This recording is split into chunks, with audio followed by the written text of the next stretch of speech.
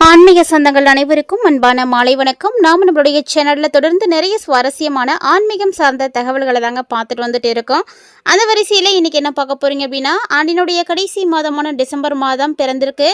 இந்த மாதம் முழுக்க கிரக அமைப்புகள் எப்படி இருக்கு, அதன் மூலமா நீங்க என்ன மாதிரியான மாற்றங்கள் எல்லாம் சந்திக்க போறீங்க அப்படின்றத பத்தியும், இந்த மாதத்தில் வரக்கூடிய சிறப்பு வாய்ந்த பௌர்ணமியை பற்றின நிறைய தகவல்களையும் தான் நீங்கள் தெரிஞ்சுக்க போகிறீங்க.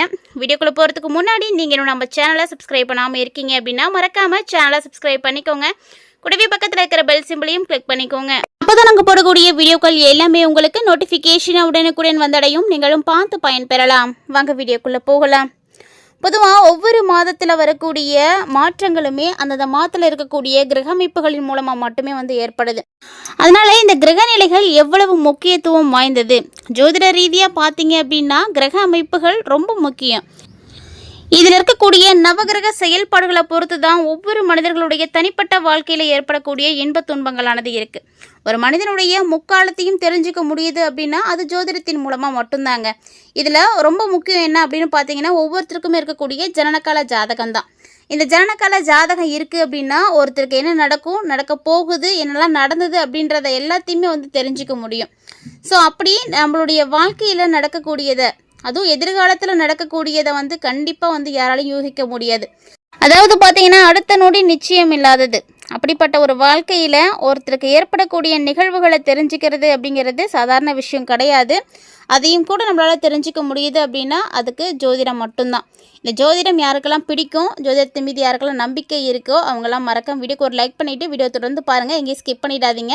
இந்த பதிவில் கடகராசி நேயர்களுக்கு எப்படி இருக்க போகுது அப்படின்றத நம்ம தெரிஞ்சுக்க போகிறோம். அதுக்கு முன்னாடி இந்த டிசம்பர் 4ஆம் தேதி அன்னைக்கு உருவாகக்கூடிய பௌர்ணமியை பற்றி கொஞ்சம் பார்க்கலாம்.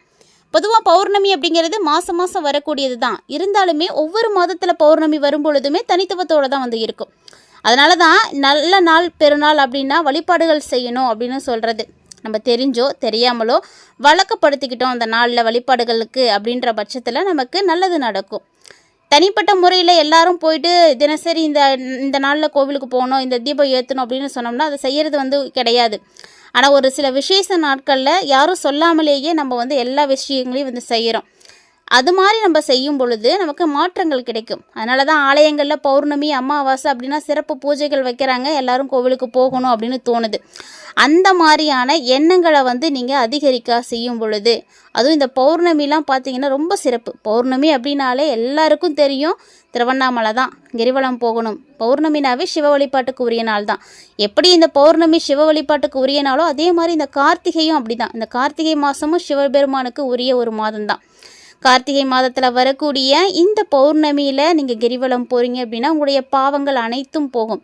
ஏன்னா இந்த நாளில் தான், இந்த மாதத்தில் நம்ம சிவபெருமான் பார்த்திங்கன்னா ஜோதி வடிவில் காட்சி கொடுத்துருக்காரு. ஸோ அப்படிப்பட்டவரை நீங்களும் தரிசனம் செய்யணும். இந்த நாளில் வழிபாடுகள் செய்கிறது எண்ணிலடங்காத நன்மைகளை உங்களுக்கு ஏற்படுத்தி கொடுக்கும். ஏன்னா இந்த நாளில் பார்த்தீங்கன்னா கிரிவலம் போனீங்கன்னா 33 கோடி தேவர்களும் முனிவர்களும் அங்கே வாசம் செய்வாங்களாம். அதுதான் ஐதீகமே. அதனால தான் திருவண்ணாமலைக்கு எல்லாரும் போகிறது. நம்ம போகும்போது அந்த கிரிவல பாதையை சுற்றி வரும் பொழுது நம்முடைய பாவங்கள் எல்லாம் தொலைந்து மனசுக்கு அமைதி கிடைக்கும், தெளிவு கிடைக்கும், நல்ல விஷயங்கள் நடக்கும், செல்வ செழிப்பானது உருவாகும். அதுலேயும் இந்த முறை வரக்கூடிய பௌர்ணமி பார்த்திங்கன்னா 4ஆம் தேதி வியாழக்கிழமை அன்னைக்கு வந்திருக்கு. ஸோ குருவருள் கிடைக்கும். உங்களுக்கு குருவருள் வேணும். குருவருள் இருந்தால் தான் நமக்கு எல்லா நல்ல விஷயங்களும் நடக்கும். அப்படிப்பட்ட குருவருள் கிடைக்கணும் அப்படின்னா இந்த வியாழக்கிழமையில் கிரிவலம் போங்க, கண்டிப்பாக நல்லது நடக்கும். இன்றைக்கி பார்த்திங்கன்னா டிசம்பர் 2 செவ்வாய்க்கிழமை பரணி தீபம் ஏற்றக்கூடிய அற்புதமான ஒரு நாள். இந்த நாளில் எல்லாருமே உங்கள் வீட்டில் பரணி தீபம் ஏற்றுங்க.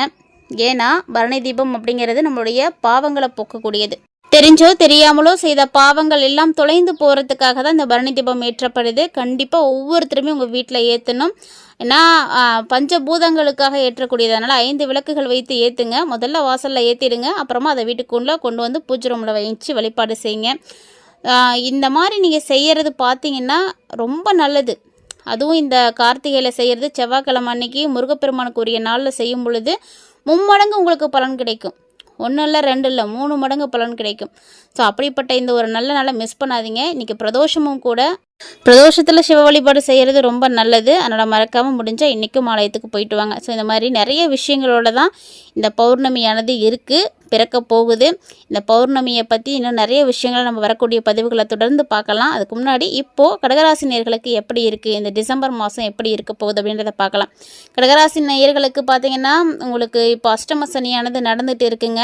இன்னும் அந்த சனியினுடைய ஆதிக்கம் இருக்க தான் செய்யும். சனியினுடைய ஆதிக்கம் உங்களுக்கு எப்போ முடிய போகும் அப்படின்னு பார்த்தீங்கன்னா வரக்கூடிய மார்ச்சில் தான் உங்களுக்கு அஷ்டம சனியானது முடிஞ்சு அதுக்கப்புறம் அர்த்தாஷ்டம சனி ஆரம்பமாகும். அதனால் சனீஸ்வர பகவான் உங்களுக்கு இன்னும் முழுமையாக விடுபடலை, அஷ்டம சனி நடந்துட்டு தான் இருக்குது. அதனால் நீங்கள் பல பிரச்சனைகளையும் பார்த்துட்டு தான் இருக்கீங்க, உங்களுக்கே தெரியும். இருந்தாலும் இந்த ஆண்டினுடைய கடைசி மாதம் இல்லையா, ஸோ இது எப்படி இருக்குது அப்படின்றத பார்த்துடலாம்.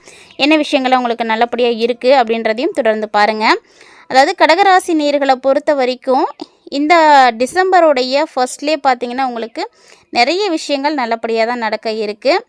அதாவது ராசி மண்டலத்தில் 4ஆவதாக இருக்கக்கூடிய கடகராசிக்காரங்க, ஸோ இந்த ராசிக்காரர்களுக்கு இந்த டிசம்பர் மாதம் ஒரு சில சவால்களோடு தான் வந்து இருக்க போகுது. ஸோ எல்லாமே நல்லது நடக்கும் அப்படின்னு சொல்ல முடியாது. கண்டிப்பாக ஒரு சில சவால்களை நீங்கள் சந்திக்கணும். சின்ன விஷயங்கள் கூட உங்களுக்கு அது பெரிய பிரச்சனைகளாக மாறுறதுக்கான வாய்ப்புகள் நிறையவே இருக்குது. அதனால் என்ன பண்ணுறீங்க அப்படின்னா, அந்த விஷயத்தை நல்லா நீங்கள் தீர விசாரித்து உங்களால் எப்படி ஹேண்டில் பண்ண முடியுதோ அந்த மாதிரி பண்ணிக்கோங்க. ஏன்னா பெருசாக வெடிக்க ஆரம்பிக்க அஷ்டம சனி வேறு இப்போ உங்களுக்கு அந்த ஆதிக்கம் அதிகமாக இருக்கும். சனி பகவான் வக்கரத்துலேருந்து நிவர்த்தி வேறு ஆயிருக்கார் இல்லையா. இந்த காலகட்டங்களில் இந்த மாதிரி பெரிய பெரிய பிரச்சனைகள்லாம் வரதான் செய்யும். மற்றவங்கள்ட்ட இருந்து கண்டிப்பாக நீங்கள் பொறுமையாக இருக்கணும், பொறுமையோடு பேசுங்க. ஏன்னா இந்த நேரத்தில் பொறுமை அப்படிங்கிறது உங்களுக்கு ரொம்ப ரொம்ப முக்கியமானது. கடகராசி நேயர்களை பொறுத்த வரைக்கும் எந்த விஷயம் முக்கியம் அப்படின்றத நீங்கள் தெரிஞ்சுக்கோங்க, பொறுமையாக இருங்க. ஏன்னா இன்னும் ஒரு 3 மாதத்துக்கு சனி வந்து அடுத்த சனியாக மாறுவார். அது வரைக்குமே கொஞ்சம் நீங்கள் கவனமாக தான் இருக்கணும். உறவுகளெல்லாம் வலுப்படுத்துறதுக்கு நீங்கள் விரும்புகிறீங்க அப்படின்னா கண்டிப்பாக அதற்கான முயற்சியை நீங்கள் தான் எடுக்கணும். இல்லை அப்படின்னா எந்த உறவுமே வந்து இருக்காது, நிலைக்காமல் போயிடும். ஸோ உறவுகளை நீங்கள் வலுப்படுத்துங்க, அப்போ தான் பிரிவு அப்படின்றது ஏற்படாது. அதனால் உறவுகள் வலுப்படணும் அப்படின்னா நீங்கள் தான் நேரத்தையும் முயற்சியும் அவங்களுக்காக செலவிடணும். ஸோ நீங்கள் எந்த ஒரு நேரத்தையுமே அவங்களுக்காக ஸ்பெண்ட் பண்ணல அப்படிங்கும் பொழுது எந்த உறவில் வந்து பலம் இருக்கும், நம்பிக்கை இருக்கும், அன்பு இருக்கும். அதனால் அவங்களோட நீங்கள் நேரத்தை செலவீடு செய்கிறதுக்கு முயற்சி பண்ணுங்கள். உங்களுடைய அன்புக்குரியவங்களோட முழுமையாக நீங்கள் நேரத்தை செலவீடு செய்யுங்க. அவங்க கூட வந்து அர்ப்பணிப்போடு இருங்க. அவங்களுக்கு நீங்கள் இன்ப துன்பங்கள் எல்லாமே வந்து ஷேர் பண்ணிக்கோங்க. அப்போ தான் அவங்கக்கிட்டேயும் வந்து அந்த அன்பானது அதிகரிக்கும்.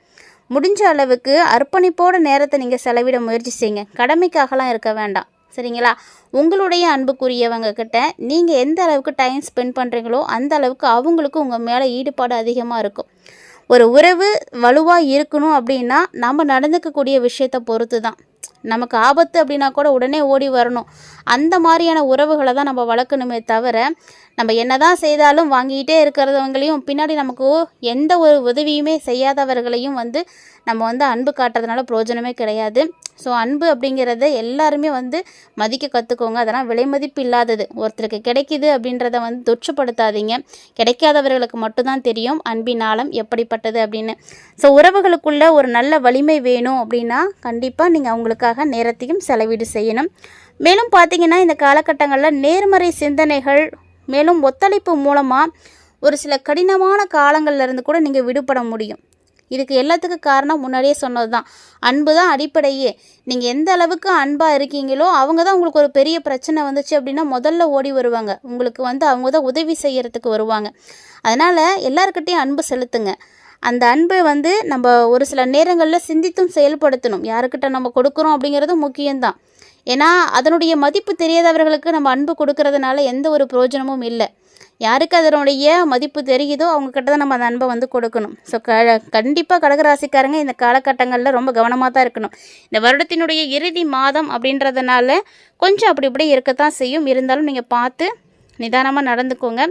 அதே போல் நிதி ரீதியாக பணம் சார்ந்த விஷயங்களில் நீங்கள் முடிவுகள் எடுக்கிறீங்க அப்படின்னா கட்டாயமாக கவனமாக இருக்கணும். ஏன்னா பணம் அப்படிங்கிறது எல்லாத்துக்குமே வந்து முக்கியமானது. ஸோ நம்ம எல்லா விஷயத்தையும் செயல்படுத்துறதுக்கு இது வந்து மூல காரணமாக இருக்கிறதுனால அதை நீங்கள் செலவீடு செய்கிறீங்க அப்படின்னா பார்த்து கவனமாக செய்யுங்க. ஏன்னா இந்த பணத்தை நீங்கள் அலட்சியப்படுத்திட்டீங்க அப்படின்னா திரும்ப உங்களுக்கு வந்து கிடைக்கிறதுக்கு கஷ்டமாக இருக்கும். இதை சேர்க்குறவங்களுக்கும் சேராமல் இருந்து தவிக்கக்கூடியவர்களுக்கும் தெரியும். அதனால் துச்சமாக வந்து நினைக்காதீங்க, அலட்சியப்படுத்தாதீங்க. பணத்தை வந்து தூக்கி போடுறது, தேவையில்லாமல் அனாவசியமாக செலவு பண்ணுறது, இதெல்லாம் செய்யாதீங்க. நல்ல காரியங்களுக்காக நீங்கள் எவ்வளோ செலவு வேணால் பண்ணுங்கள், தான தர்மங்கள் செய்யுங்க, இல்லாதவர்களுக்கு கொடுத்து உதவுங்க. இந்த மாதிரியான விஷயங்களுக்காக நீங்கள் அந்த பணத்தை வந்து நீங்கள் செலவு பண்ணும் பொழுது அது உங்களுக்கு கண்டிப்பாக வந்து நல்ல மாற்றங்களை கொடுக்கும். ஸோ இந்த மாதிரி சின்ன சின்ன விஷயங்களெல்லாம் கடகராசிக்காரங்க இந்த ஆண்டினுடைய கடைசி மாதமான டிசம்பரில் கவனத்தை முழுமையாக வந்து செலுத்தியே ஆகணும். அப்போ தான் உங்களுடைய வாழ்க்கை வந்து மாற ஆரம்பிக்கும். கடகராசி நேயர்களை பொறுத்த வரைக்கும் முக்கியமாக உறவுகள் வந்து நல்லா இருக்கணும் அப்படின்னா நீங்களும் அன்பு செலுத்தணும். அதை மட்டும் மறந்துடாதீங்க.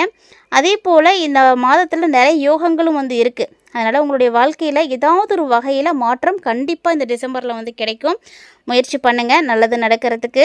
இந்த பதிவில் நிறைய தகவல்களை நீங்கள் கண்டிப்பாக பார்த்துருப்பீங்கன்னு நினைக்கிறேன். கடகராசி நேயர்களுக்கு இந்த பதிவு உங்களுக்கு பிடிச்சிருந்துருக்குன்னு நினைக்கிறேன். ஒருவேளை உங்களுக்கு இந்த பதிவானது பிடிச்சிருந்தது அப்படின்னா லைக் பண்ணுங்கள், ஷேர் பண்ணுங்கள், மறக்காமல் கமெண்ட் பண்ணுங்கள்.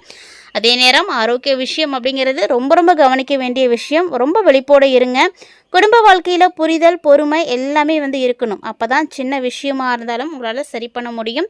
தவறான புரிதல்கள் ஏற்பட்டுச்சு அப்படின்னா அந்த இடத்துல பெருசாக வந்து மாறி போயிடும். அதனால் நிதானமாக இருங்க, பொறுமையாக செயல்படுங்க, சிந்தித்து இருங்க. இந்த பதிவில் பார்த்த தகவல்களை போல் இன்னும் நிறைய தகவல்களோட மற்றும் ஒரு தலைப்பில் சந்திக்கலாம்.